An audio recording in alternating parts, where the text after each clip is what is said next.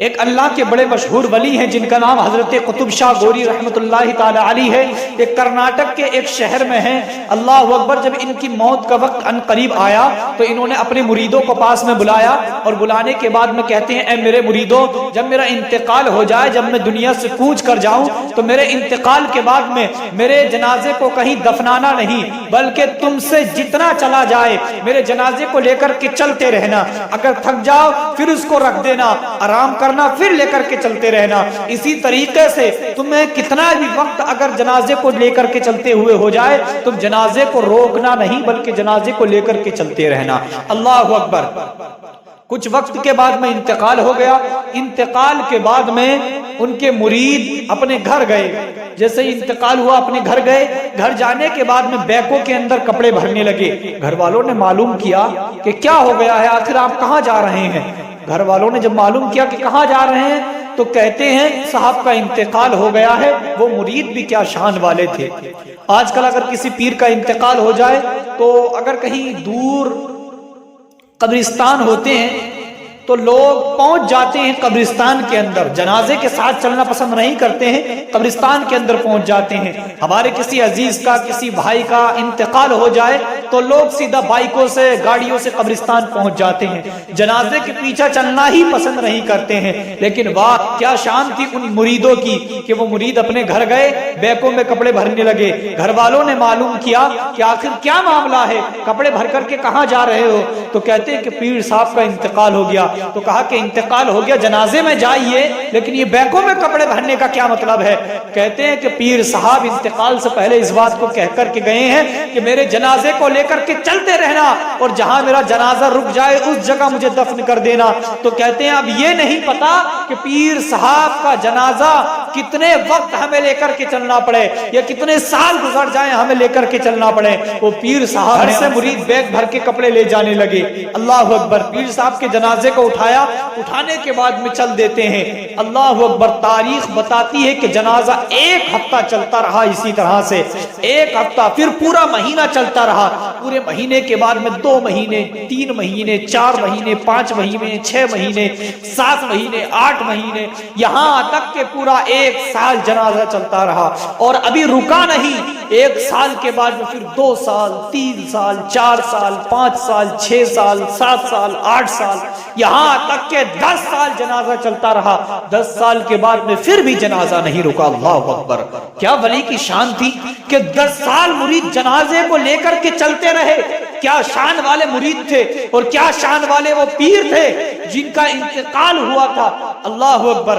10 साल उनके जनाजे को लेकर के चलते रहे, यहां तक कि 11 साल मुकम्मल हो गए। जब 12वां साल लगता है तो 12वें साल में लेकर के जनाजे को चल रहे थे।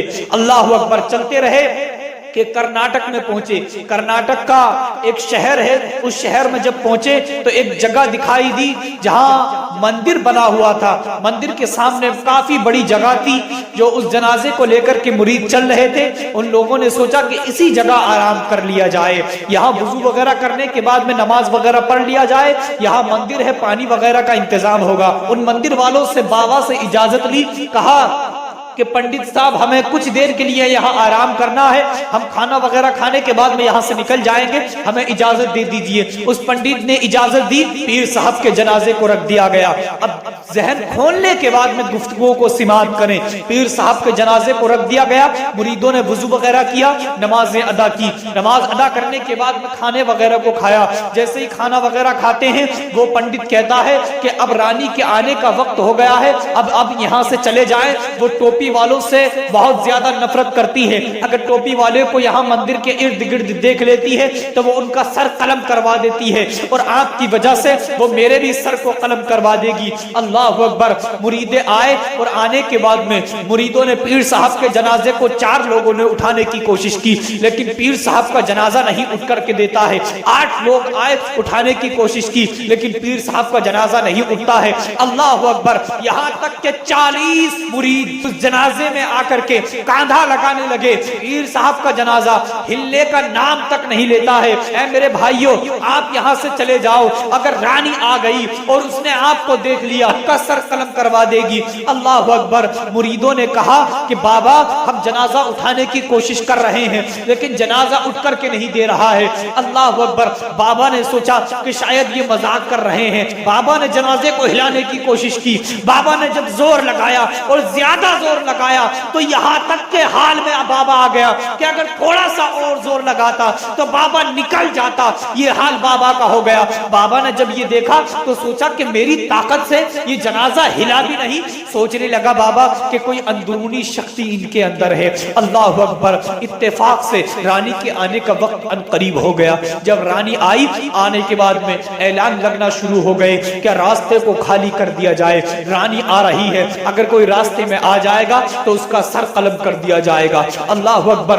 रानी वहां पहुंची। पहुंचने के बाद में बाबा से मालूम करती है, ए बाबा, ये क्या मामला है? आज टोपी वाले क्यों मंदिर के इर्द गिर्द नजर आ रहे हैं? उस बाबा ने कहा कि ये टोपी वाले तो यहाँ से जा रहे थे लेकिन ये जो शख्स लेटा है, ये जो इंसान लेटा है, ये इनको जाने नहीं दे रहा है। कहा कि ये कौन है? कह रहे हैं मुसलमान कि ये हमारा पीर है। मुसलमान अपना पीर बताते हैं लेकिन ये उठ करके नहीं दे रहा है। अल्लाह अकबर। उस रानी ने अपने सिपाहियों से कहा, ताकतमंद जो सिपाही थे उसके, जो उसकी देखभाल में रहते थे, कहा कि इस जनाजे को उठाओ और मंदिर की जमीन से बाहर जाकर के फेंक दो। अल्लाह अकबर।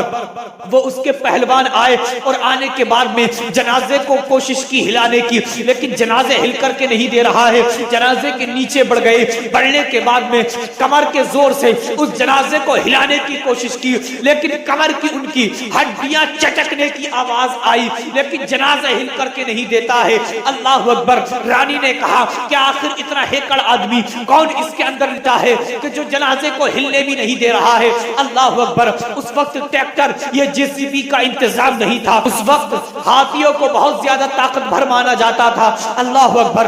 रानी ने कहा कि जाओ हाथी बुलवाए जाएं।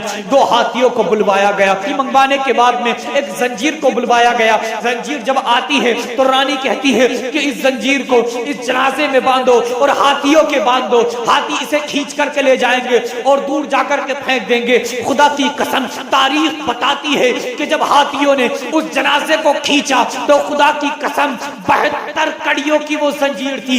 72 कड़ियों के टुकड़े टुकड़े हो गए। तारीख बताती है अल्लाह अकबर के जनाजे का एक पाया भी हिल नहीं पाया।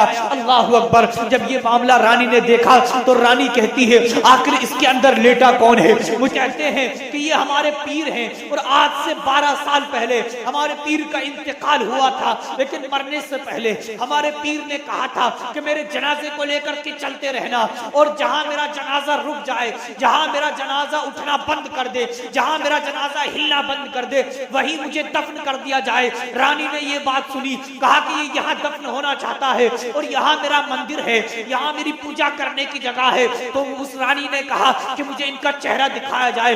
खुदा की कसम, तारीख बताती है कि जब उस रानी ने उन पीर साहब का चेहरा देखा तो देख के कहती है कि पीर साहब, मुझे भी कलमा पढ़ा करके मुसलमान कर लीजिए। खुदा की कसम, ये अल्लाह के वली जब जब दुनिया में रहते हैं तब तो दीन फैलाते हैं, लेकिन इंतकाल के बाद में ऐसी जगह जाने के बाद में दीन फैलाते हैं कि दुनिया उनसे फैज हासिल करती है। उस रानी ने चेहरे को देखा, देखने के बाद में कदमों में गिर गई और कहती है कलमा पढ़ा लीजिए। कलमा पढ़ने के बाद में मुसलमान हो गई। शायर लिखता है कि निकाहे वली में वो तासीर देखी, बदलती हजारों की तकदीर देखी और फानूस बन के जिसकी हिफाजत हवा करे, फानूस बन के जिसकी हिफाजत हवा करे, वो शमा क्या बूझे जिसे रोशन खुदा करे।